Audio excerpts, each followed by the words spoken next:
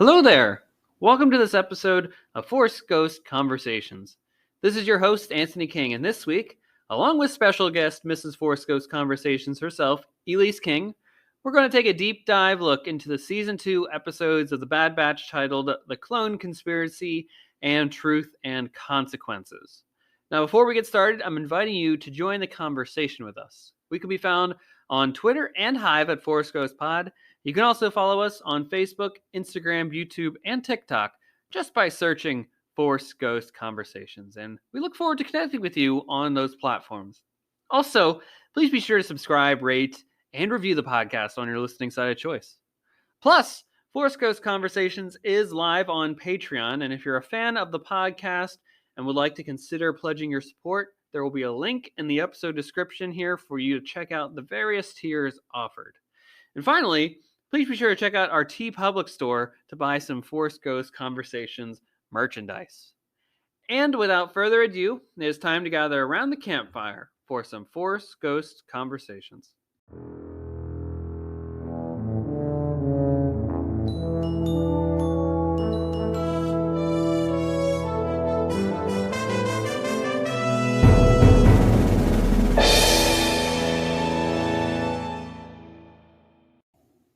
All right, everyone, welcome back to another installment of Force Ghost Conversations. And boy, do we have a great conversation with you on the other side of this segment here, discussing the pivotal mid-season episodes of The Bad Batch Season 2, titled The Clone Conspiracy and Truth and Consequences.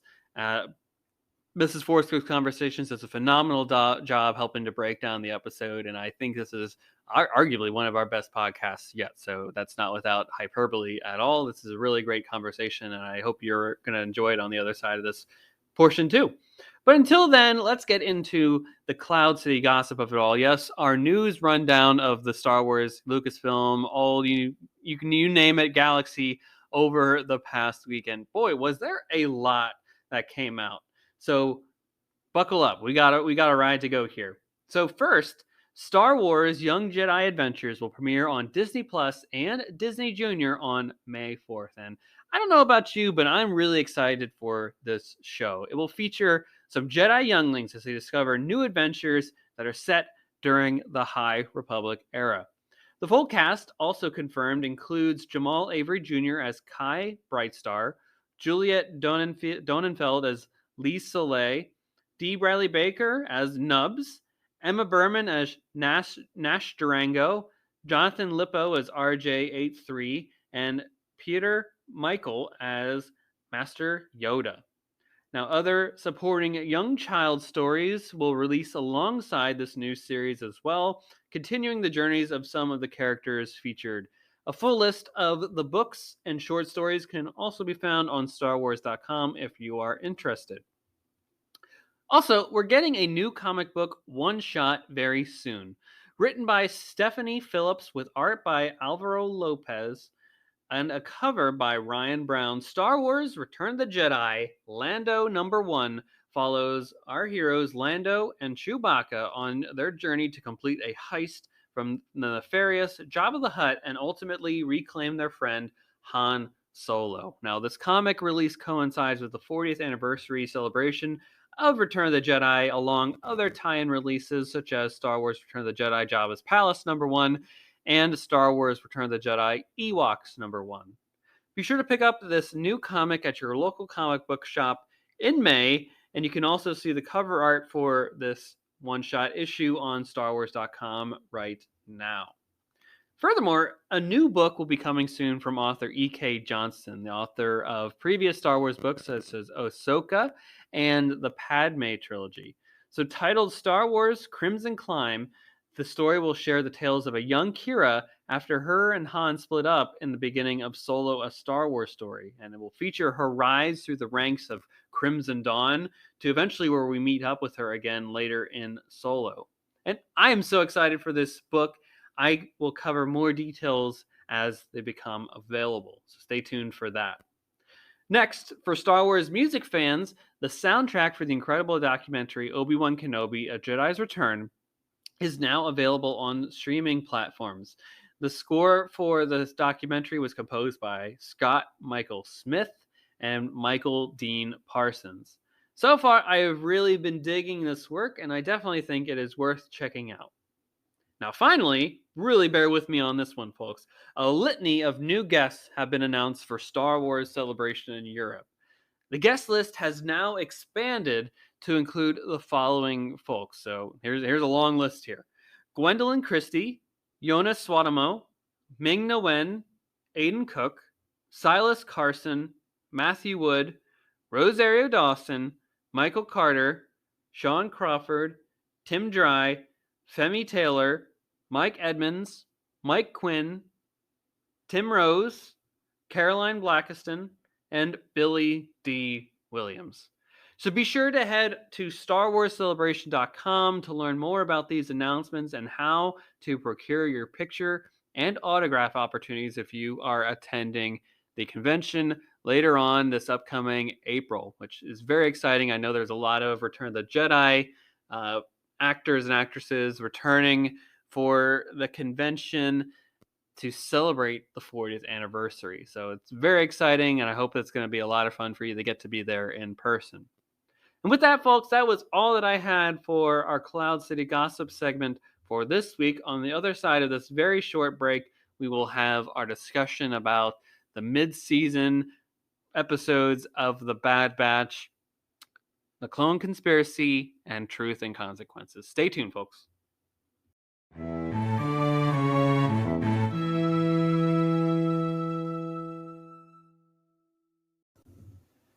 Howdy, everyone. Welcome back to another installment of Force Ghost Conversations. And guess what? We're midway through The Bad Batch Season 2. And who best to bring on to continue our conversations about The Bad Batch, but other than Mrs. Force Ghost Conversations, Elise King. Welcome. Thank you. Halfway. Halfway through, and boy, what a 1-2 punch that was this last week of episodes here. I mean, golly gee. It was a Super Bowl before the Super Bowl. I mean, if you didn't get from the creators that the Bad Batch is talking about more than the Bad Batch, this episode truly. If it even beyond that, if this doesn't transcend Star Wars itself and just be it more about, I mean, modern day living. Is this just modern day? Is this living in the real world? Sorry, my pessimism is coming through. Anyways, let it feed. Let it feed. Oh boy. Oh God, we have a lot to talk about in these two episodes here. So we're talking, of course, about the episodes that are called, let me get the exact titles here, The Clone Conspiracy and Truth and Consequences. And spoiler alert for those at home who have not seen those two episodes yet. I mean, golly, you're behind the curve by a long shot. Yeah, you gotta pause the episode now and go watch it, because I'm not stopping spoilers for you all. It's too late now. The train has left the station, and you're gonna have to deal with it now. Let's get into this, Elise. Okay, let's do it. Let's 2 feet. Let's go. Now, I'm not gonna do like scene by scene of these two episodes. It's too much, and I want to dive deeper into like the meaning and the themes behind it all. So, based off of these two episodes, it seems to me, and I want to get your thoughts on this, like the clones are now having more agency than ever in their decision making. Do you think that has any credence for? We had a theory when the season started about the chip's effectiveness over time, and perhaps that is waning. We see those troopers at the beginning in that bar talking about, like, he literally sent a message to Rampart. We've seen Hauser in season 1. The chip seems to be having not as strong of effect as time is wearing on. Is that playing out in your mind as well? I think after seeing these couple episodes, I really don't think the chip stayed in effect in such a broad sense. Mm-hmm, mm-hmm. I think the chip was really, and I think that you can argue this because, one, it was off and then it was turned on, or it was activated and before it was deactivated. Yeah. I really think the scope of the chip was kill the Jedi. Yeah. I think that's Absolutely. That was, but yeah. I don't think it took away. Like at first I was like, is it making them believe in like they don't, is it making them believe in the Empire more? Is it like, Mm, and I think after these couple episodes, I think it was a very small scope. Soldiers in a time of war will not question, like, I don't yeah. know the Yeah. whole psychology of soldiering, but from studies I've read, studying history, Mm-hmm. Mm-hmm.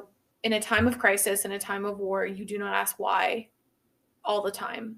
And especially if it's doing something that you didn't want to do, you make excuses for it. Yeah. Because Yeah. that's what you needed to do, quote unquote, to protect the Empire. So I think for those clones who like didn't have close relationships with Jedi, like Rex did or anything like that, they're not in a time of war anymore. I mean, I know they're going to kill insurgents, but it's not the Clone War. And they're having time to not only ask why, but also to see that this is affecting them in a negative way. Mm-hmm. We care more when it affects us. And I think clones are starting to realize that there's not a better side of this for them. Yeah. Yeah. This is it. This is it. They were bred for one purpose. And they're not valued. So it's definitely apparent. I don't think it's so much like, oh my gosh, we have more agency. The chip's effectiveness is wearing off, because I think that scope was so small. I think it's like, we're screwed. We're not valued. Our purpose is and waning. I don't see the value in what we're doing anymore. Mm-hmm. So I think it's kind of a myriad of factors. It's not so simple as like the chip not working. Yeah, we finally got some of the pieces coming into play now, I guess, of the last bit of the puzzle. So Order 66 happens. There was this kind of gray area in the middle. Yeah. And then we end up at that unfortunate clone trooper that is in Kenobi. That's kind of like spare some change guy. And then beyond that, Rex meeting with the Rebels team in Rebels, right? So it's kind of like, where did the clone army be phased out? And that's really at the heart of these two episodes here, is the inner workings of the system in order to get to that point where they're going from clone troopers to stormtroopers. Yeah. And it was going to happen one way or the other. And we'll get to that in a second here. But I liked what you said already about the larger conversation at large about veterans' rights. And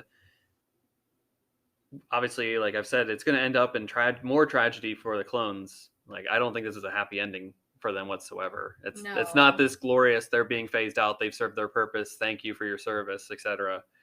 This is certainly, they've served their purpose.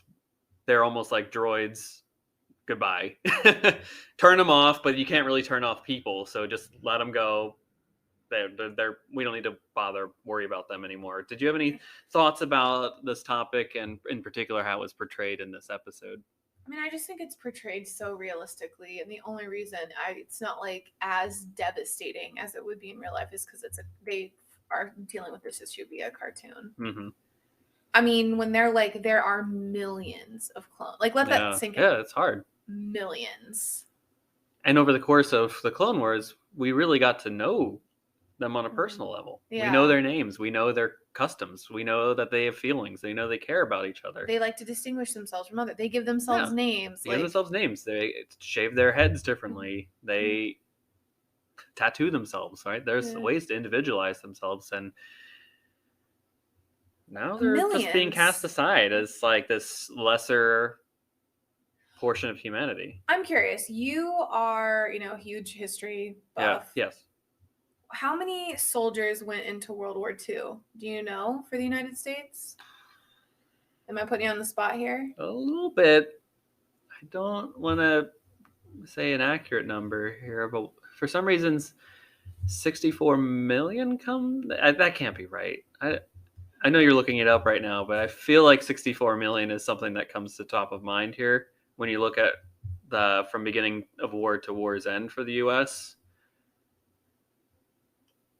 Am I close? 16 million in World War II. Okay. I was like, I don't know why it's at 64. It's 41 million over the course of the nation's history is what Google is Oh telling well, us. I don't know From why census.gov. why I pulled 64. I don't know. Maybe that was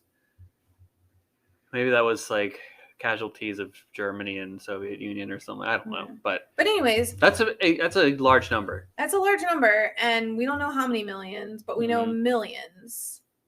Yeah. I just think I was like, I need to sit with that number. And we don't know how big the clone army is. Like there's a lot. I mean, it was galaxy wide.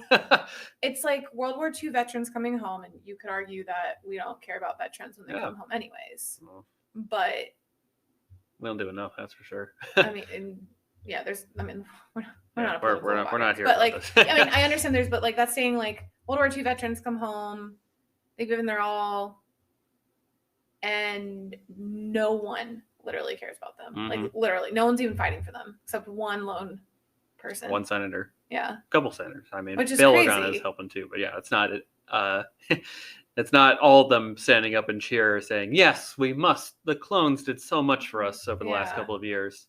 So we must pay back the favor. Yeah, I just wanted to hark on that number because I was like, it's a lot. It's astounding, and that's just one planet. And it's also millions of people being churned out of a factory. We're probably talking.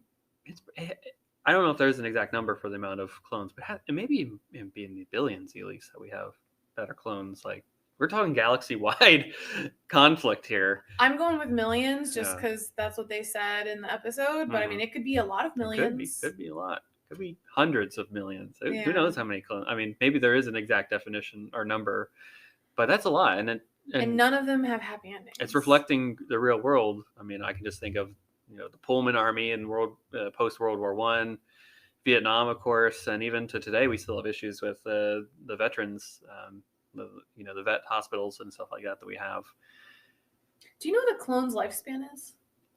I don't think that has been determined yet. How quickly they're, because they said with their advanced aging, yes, like they're not. And I'm wondering, I was like, because you've seen other science fiction stories where like you age and then you peak and then you just age normally. But it seems like context clues, they keep aging at a more rapid rate. Well, they're going to keep aging at a rapid rate. Yes, that's not stopping. So the order was placed 10 years ago. Well, when the war ends. So, Attack of the Clones, right? That's 10 years after the order was placed for the clone army. Yeah. So you got to think that's at least double the growth rate over those 10 years for those first batch of clones. So maybe like an average clone lives 40 years? Probably. It's just so Rex is a good example. He makes it all the way to Endor, and he's an old man at Endor. And Endor is how many years? So Endor let me do some quick math in my head. So that's about 5-6 years plus 19. So that's 25. 24, 25 plus 10. So that's 35. It's from the order of the clone army. He's probably a 70-year-old man, if not older at that point. It's just so messed up. When he's really 35 or 35, 36. Yeah. But okay. Yeah. All right. I mean, yeah. So I just wanted to spend some time. We don't have to keep talking about it, but like that's just. It's important because it's a lot of numbers. They talk a big game in this episode. Like Senator Chuchi is at the end is like, I'm going to keep fighting for you. But did you find her frustrating?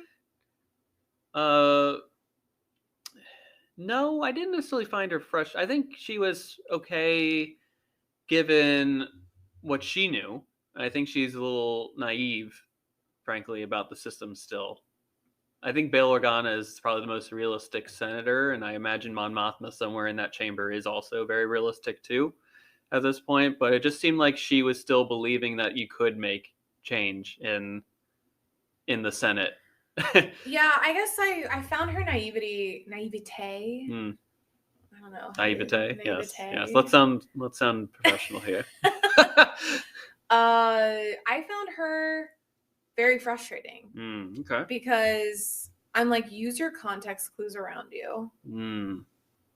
It's not a good thing. Yeah. It's not a good state of things right now. There's also thousands of people in the Senate or 100. I can't. It's that place. That I mean, Senate chamber there's is lots so of worlds. big. Yeah, it's enormous. And no one's fighting with you. Bail Organa isn't really even fighting with you. He's just trying to stop this other military order. I don't even argue like he really cares about the clones.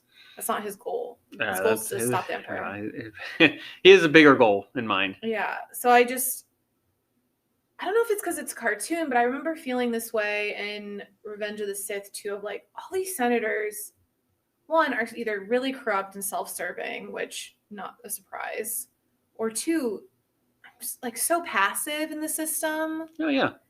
And it's just like, Yeah.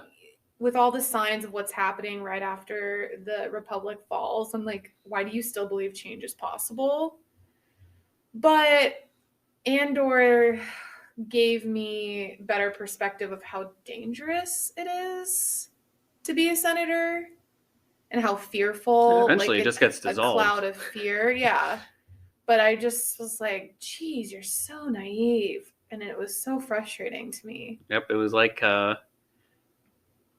rookie congressperson comes in thinking that they can flip the switch on everything and be the real difference change maker when there are some rules in place that, you know. I'm like, oh, you're going to keep fighting for the clones. I hope that means you're going to start a black market to make them not be quote unquote decommissioned and then like get them the supplies they need in off world. Yeah. And oversee the pension exchange, like making sure that those funds don't get misappropriated. Yeah. I'm like, oh, it's just maybe because I know it's doomed, but I was just like, oh,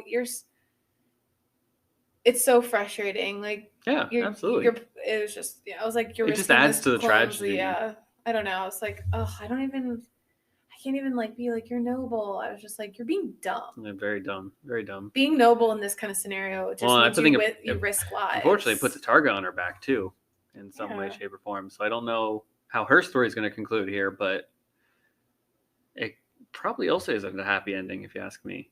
I was like, you want a clone to testify? They don't care about clones. Yeah, they don't care about a clone. Clearly evident. I was like, oh, yeah. I guess I've always been I would rather someone turn into a quote unquote immoral person to save others, in some ways, more like Andor, than this noble high and mighty. Yeah, you want Luthen coming in here. Luthen telling us that the world is gray, but I'm fighting for a better tomorrow, and I'm willing to take on the hard hits in order to get there. You're right. He caught me. He did. I love that character so much more than this character, but I guess you need both. Well, speaking of gray characters, what's up with this rogue assassin clone that's not a clone, but is a clone? Like, that was tip of the iceberg world building right there. Like, what's up with that? No, I was going to ask you about it. What did he say? I'm a believer. He was basically saying, I'm a believer. You don't see the real picture at hand or something like that. Like very prophetic. What? Maybe a realist. I believe in the real situation here, and you're all believing in this weird dream that's not a thing. Tip of the iceberg is right, because I was like, I can't believe they're using a clone. I thought for sure they would use... I'm like, are they creating a new like death squad? Well, they still have Lama Su. Remember at the end of the first season, they took the clone lady, and like I was like, oh, is she gonna pop up around here somewhere? Can you imagine being one of them and knowing like the majority of your whole race is destroyed? Yeah. I said that out loud, and I'm like, oh, it's hitting home. It's hitting. Yeah, the destruction of Kamino is really to our own things that are happening in our really world. tragic. Yeah, it's really tragic. Oh, kid show. Kid show. Yeah. Great kid show, guys. Really not laying it heavy on us. Thank goodness that Young Jedi Adventures comes out on May 4th on Disney Plus and Disney Junior, featuring High Republic Jedi Nubs. This is the world that kills children. Okay, we cannot even hold our hats on that. Yes, Master Skywalker. We're gonna make the cutest Jedi ever known to man, and he'll be in that room when Anakin Skywalker walks up. I think Nubs is okay. All right, your headcanon's already protecting Nubs. There's no way Nubs is making it another 250 years. Oh yeah, because they're in the Republic. High Republic, yeah. He's safe. Is he? He's safer. The Republic series is so uplifting. It's safe. not going to be Anakin that does it. It's gonna be a Anakin that does it. It's going to be Marchion Ro.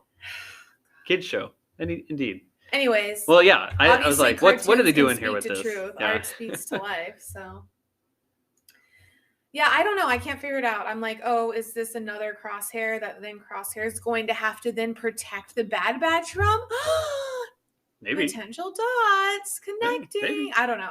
I honestly have no idea about this character. Maybe it's a whole new clone that I'm in mourning right now. that they can control more than any other clone before, like a very elite squad, like maybe a handful. They took away free will. All free will. Like this is definitely Terminator level of. You know, it was interesting because when Palpatine comes up and is like, "This proves my point." Like, not only did Rampart fire, but the clones followed him. Yeah. And it was interesting because I think they had discussions in the first season of the Bad Batch where like clones do have more free will because they have to think strategically, which gives them the advantage over droids. But now they're saying that they don't have free will when really it's the system that was put in place. I mean, it's whatever he needed to say. Yeah, I know it's whatever, but I was just like, you slimy kid, family-friendly podcast. That's fill in the blank. That slimy beehole. It's Star Wars match game, and you gotta fill in the blank. He's at it again, twisting words. No, I mean, but I was just like, yeah. I mean, I think it says more about like the structure of what the Empire was doing rather than like clones not being able to. I think we're gonna have to put a pin in that one because I doubt they're gonna just let that low-hanging fruit go. No, there's so much coming back to it, I think. So we'll have to see if anything comes to pass on that one in future episodes and see how our predictions kind of line up on that one. I had a question for you. Yeah, go ahead. So obviously in the second part 2 of this storyline, the Bad Batch comes to Coruscant. I am surprised that they let Omega go off alone. Yeah, that's Senator. A good point. Great point. I was like, what do you mean she's going off alone? Yeah. Also, doesn't Rampart know about her? I don't think he cares anymore. But wouldn't he see her knowing Bad Batch is alive and be like, they're on the world? Yeah, I thought about that too.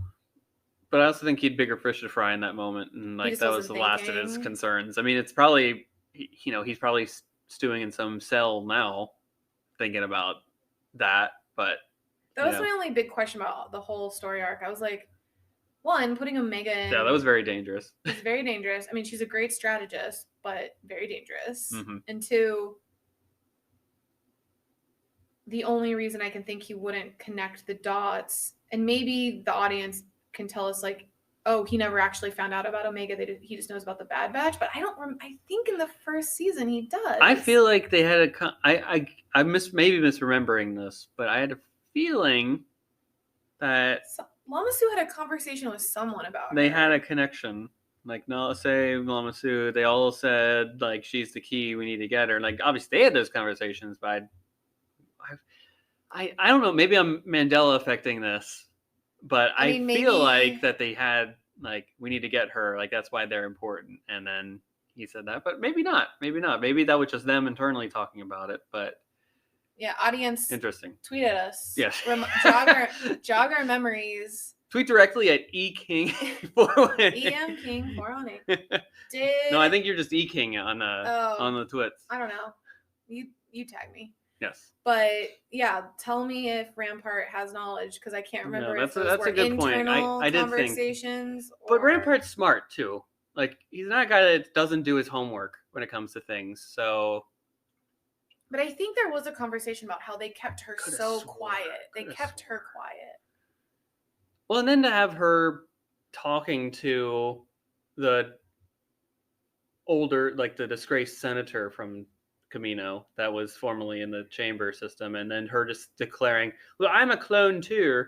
And yeah, I was like, that's very like, oh, she dangerous could information. Just yell out to people that there is a girl clone and all that. And that's like, but I understand that a little bit more because I blame that on Omega's age. Yeah, well, I agree on that one. Also, Omega ages normally. Yeah, she ages normally. So she'll have She's just a long she'll be life. fine. Yeah, she'll be just as like Boba. They're the same Yeah. age, so. Yeah, so that was my only thing. I was like, oh, I guess Rampart, if he doesn't know about her, or if he does know about her, he's, pompous beeholes don't always think about others in their room, and they definitely disregard children. Well, yeah. Again, So- he had bigger fish to fry Yeah. in this moment in time when you got Masameda breathing down your back, being like, "This must pass." Yeah. So another thing I thought was, wow, Rex has certainly learned the art of underselling. Like, Mm-hmm. Yeah, just come to Coruscant, guys. just come to court. Oh, we have a simple data extraction. Mhm. Just like starting to play the spy game where you say whatever you need to get them on board. Oh, yeah. I was like, Rex has changed his tune. Mm-hmm. No more being like, it's too dangerous, or like, oh, I need the whole picture. He's like, oh, come for a simple data extraction. Yeah, he knew this was. Oh, you sneaky sneak. He knew what he was saying. He learned from the Sheev Palpatine school of deception in order to get people to do what you want them to do. But it's a character change for him. It really is. Hey, he's Lord knows what he's been doing over the last couple of weeks and months and since we last saw him, but Sneaking he and probably had to talking, learn. Sneaking and talking. Probably had to learn some shady ways to get around and just say some business to folks. So Yeah. here's the thing that I wanted to flag about this episode that kind of stood out to me, and I wanted to get your thoughts on it. But do you think that was a major misstep that Rampart never removed the footage from his ship about the destruction of Camino? It is the perfect example of what they say in Andor of like they're so bloated. Wow. It's like, yeah, exactly. They're so So high and bloated, mighty. So high and mighty, they could never think we could touch them. Come on, dude. They're like, we are. Save yourself. Rampart is like, we are the power. And he is fully convinced of his station in the Empire. Yeah, he's not worried about losing it. I mean, it's good to know that beeholes are consistent, you know? Yes. Fill in the blank for what B means, folks.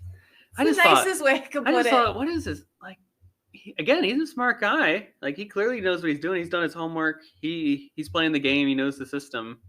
But when you get self-assured, it's like the equivalent almost of the bad guy explaining himself, giving the hero time to get out and kill him. That's really what happened there. Like, it's not the Bad Batch defeated him. He defeated himself by not taking that extra step. And that's where the rebellion always wins, is because they cover their tracks. Because they have more to lose. They have more to lose. They're backed in a corner. Yeah, exactly. Bless me.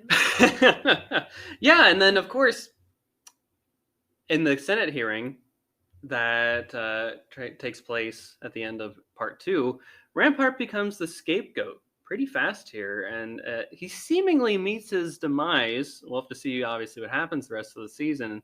Do you think he'll return at all? Do you think that was just ceremonial?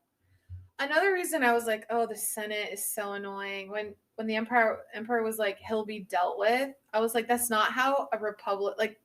It's an empire, yeah. That's not how a Senate works. They should know exactly what will happen to him for lying. Not like, he will be dealt with. He will be dealt with accordingly. You and I laughed so hard when the Emperor voice started talking. As soon as that alarm started sounding, and I'm like, he's coming. Here comes she. It felt like a wrestling, like you hear the music and then the wrestler comes out and it's like, it's John Cena. I was like, as a senator or like as a just person living in the empire, I would be like, I would hear the Emperor's voice and be like, I'm in trouble. Like, I do not trust him. I am not safe. He does not care about me. He does not have our best interest in heart. He sounds like the ultimate villain. Yeah, absolutely. And it's just, I'm like, and the senator's like, yes, say more on this, Emperor. Mm-hmm. And very much like in Revenge of the Sith and in every other instance where there is a person of dictatorial power, they never let a good crisis go to waste. They have a B plan, a C plan. They're going to get whatever end result that they want, no matter what it takes in order to get it. Yeah, when the Bad Batch was like, oh, this worked in their favor because of us, I'm like, no, because they were either this happened and then they turned it on Rampart, or Rampart got what he wanted and then the army still. Yeah, it was going to happen one way or the other. You tried. Very convenient. It's Palpatine was just like, I got this, guys. I'm going to make this grand entrance. The music was baller, though. Yeah. Like, it was so cool. And, of course, Ian McDiarmid doing the voice again. Just, As we say here, it was a vibe. It was a vibe. And I had a question for you in regards to the Palpatine of it all, but how would you describe Emperor Palpatine in this episode? In the second episode, of course. But yeah, how would you describe him? Because I got an answer for this. Like, the first thing that popped in my mind as soon as I saw him and he started talking and we started giggling about him doing the voice. I imagine him as a mixture between a cockroach and the witch or the wicked queen, evil queen from Snow White in her hag form. Mm-hmm. That's the vibe I get from him. It's very good. It's very good. Yeah. I think Ian McDiarmid, so what I'm going to say, I think Ian McDiarmid said this at a past Star Wars celebration, so forgive me if I'm just repeating lines that have already existed, but I don't know why, but the words deliciously evil popped in my head. Deliciously evil? Oh, just you want to keep eating that apple. You're just like, All right, you and I have different. You love to hate it, but you just like, love seeing this guy on screen again. He just knows how to play the fiddle. I will say he is a devious mind, and it's always interesting to see devious minds at work. That being said, I would argue like a character like Thrawn is more deliciously evil. He's definitely better looking. You and I have different definitions of what delicious is. I would say in terms of what the character does, I like how he's playing the puppetry here. I will say this to animation and Ian McDiarmid, like, even as a cartoon, you can tell why this man amassed power. Yeah. There is a vibe. I keep saying vibe, but like there is a thing. He wasn't mid. He wasn't mid. No. Like, people gravitate to him. He can command a room. How he speaks. It's always interesting to see a character who like has a plan on a plan on a plan on a plan. Yep. And also, he's just a major character. Always nice to see a major character. Palpatine said Rampart's giving bad vibes. And he's out. And we can't let him. He's not serving. He's not serving. It's not a serve anymore. He's got to go. He's got to go, and he will be dealt with accordingly. Oh, he sounds so old. So yeah, I mean, yeah, great to have him on screen, but jeez, he's just so frustrating. Okay, yeah, and if that wasn't really the crux of it all, at the end of the episode, Echo decides to leave the squad. He's leaving the Bad Batch. I knew this show was going to do this to me. I did not expect. I thought Echo was going to be the one that makes the Bad Batch make a choice and bring them in. I did not see it as I am going to leave the squad and let them go do whatever they're going to do, and Hunter being okay with it. Yeah, all of them. There was no emotion from any of them. They're just like, yep, see ya. Good luck. In all my books, unless they're splitting up for a mission with the plan to come back together again, Found Family doesn't break up with each other. It's like the first rule we learned about Dungeons and Dragons. When we played that don't split. You don't split up the group. Yeah. Heartbroken, man. Yeah. Hunter's just like, bye, Echo. Omega's the only one that has an emotional response. I didn't expect Tech to have a response. I kind of expected them to give more weight to Wrecker, at least. But I also guess, like, Echo joined later? He definitely had a connection to Rex more than the rest of the group. Yeah, he joined the Bad Batch because he didn't fit with the clones. He was like, I was needed here. Yeah. And now he said, I'm needed here. He's just going where he's quote-unquote needed. I'm just as hurt as Wrecker. Or as Omega. As Omega. I wanted to hold my Lulu. Yeah, that was heartbreaking to see her go through that. I just didn't guess it. I didn't guess that they would so No, I would not have guessed that either. Be like, bye. Are they going to get dragged in now because they have to save Echo and Rex from something? Maybe.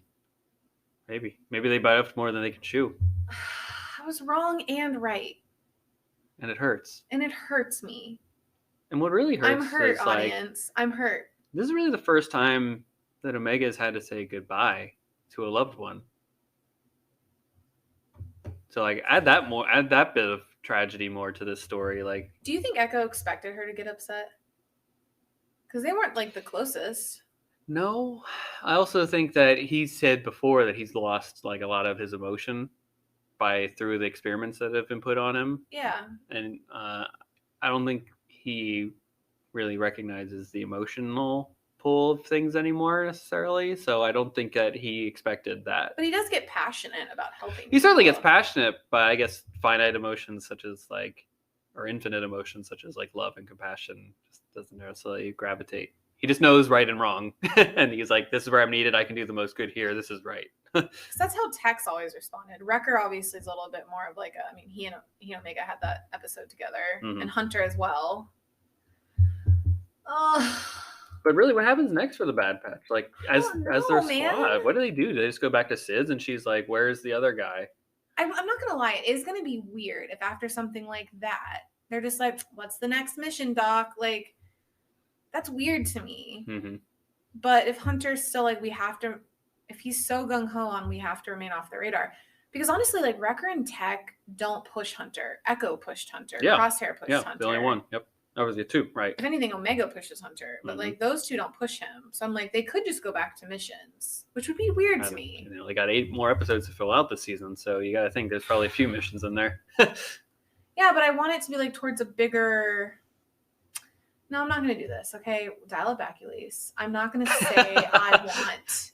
I need. I'm going to take what they give me. I trust the creators, but it's just, it's hurtful. Yeah, it should hurt because we become attached to these guys. And Echo's been through a lot, and like, Yeah, he sure has. he could have, flipped the bird up and been like, the world doesn't deserve me, and I don't want to deal with any of this anymore, and I want to just like hole up somewhere because he was tortured and turned half into a machine, Mhm. but he didn't. And now he's gone again. And now he's off doing Rex things. I'm mad at Rex, and I love Rex. How dare you split up this family? How dare you? Homewrecker! No. Homewrecker! I'm proud of him too. I don't know. It's a mixture of emotions. It's processing time. We need to go through the stages. The Yes. anger, denial, acceptance, Yeah. all that stuff. Yeah, these were some really hard hitting episodes here for sure. Makes you almost like really appreciate the like, oh, let's do an Indiana Jones adventure with the rest of the gang, and let's do a tech based episode where he's just racing around. I think it's like, oh, I want more adventure ones because they're safe in the sense of like, Mhm. we know nothing big's gonna happen, but it's just not gonna feel the same without Echo there. Yeah. My T-shirt is no longer accurate. Do you think he comes back? I think they see him again, of course. I just don't know don't what think it he's gone for means. sure, but I want context.